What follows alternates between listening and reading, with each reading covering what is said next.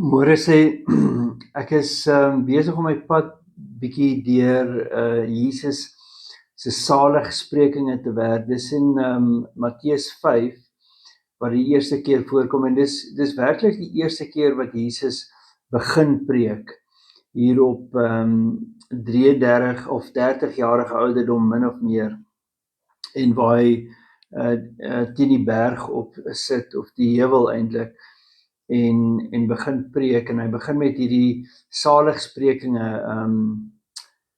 wat noem hulle dit nou weer in Engels,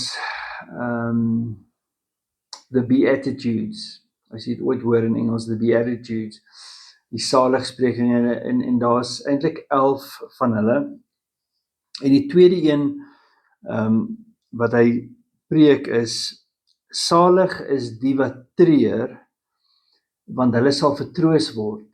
Dis in vers 4. Salig is die wat treur, want hulle sal vertroos word. En ek dink op die oog af is daar twee betekenisse wat dit het. En ek gaan die eerste een net sommer so lees, en die tweede een sal ons, sal ek na die Bybels skrif self toe gaan. Die eerste een is in Joël, dis in die Ou Testament, een van die korter boeke. Die boek van Joël gaan eintlik oor die laaste dae, maar onder andere praat die Here daarso met Joël, en hy sê,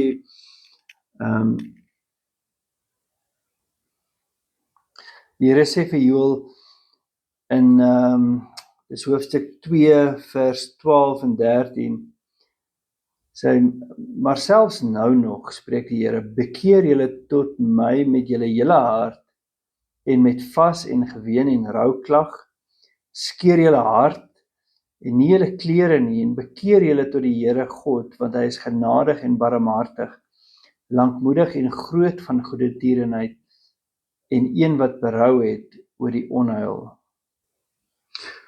So net om dit terug te bring na die konteks van Matteus 5, van salig is die wat treur.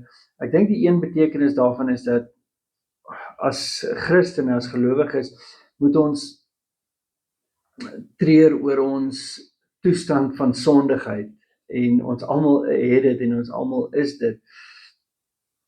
Maak nie saak wat jy sê nie, almal het sonde. Party sin is net meer duideliker as ander sin. Maar ek dink dit is waarvan Joël spesifiek praat. Daar's 'n hele paar Nuwe Testament skrifte daaroor ook, maar om te treur oor jou tekortkominge, jou sondes, al die verkeerde dinge in jou lewe, sodat die Here jou kan troos en skoonmaak. En dan is daar 'n ander betekenis, glo ek ook, en dit gaan net oor die emosionele en miskien geestelike of sielkundige hartseer waardeur mense gaan in hierdie lewe, want Jesus self het gesê, in hierdie lewe sal julle baie, you will have many sorrows, julle sal baie moeilikheid hê, en basies hartseer in hierdie lewe. Maar dan is daar 'n skrif in die Nuwe Testament in Openbaring, in hoofstuk 21, so laat ons gou daai lees. Dis hoofstuk 21 vers 4, en God sal al die trane van hulle oë afvee, en daar sal geen dood meer wees nie. Ook droefheid en geween en moeite sal daar nie meer wees nie, want die eerste dinge het verbygegaan. In hierdie skrif sien ons, praat die Here spesifiek, as 'n mens mooi gaan lees, hy praat eintlik van die nuwe hemel en die nuwe aarde wat gaan kom, maar hy praat ook van hoe dit gaan wees om daar te wees en permanent vir ewig in sy teenwoordigheid, dat, en dis interessant dat hy eerste noem, daar gaan geen meer dood wees nie. In ons familie is ons die afgelope 2 jaar hard getref met te veel dood. So ek dink dis hoekom dit nogals aanklank vind by my, en veral in daai opsig, want hy sê dat daar geen meer dood sal wees nie, daar sal geen meer hartseer wees nie. Daar's ook 'n skrif waar hy sê hy sal al ons trane afvee of wegvee. En so dit, ek dink daar's meer as een betekenis vir Matteus 5 vers 4 waar hy sê, salig is die wat treur, want hulle sal getroos word of troos vind.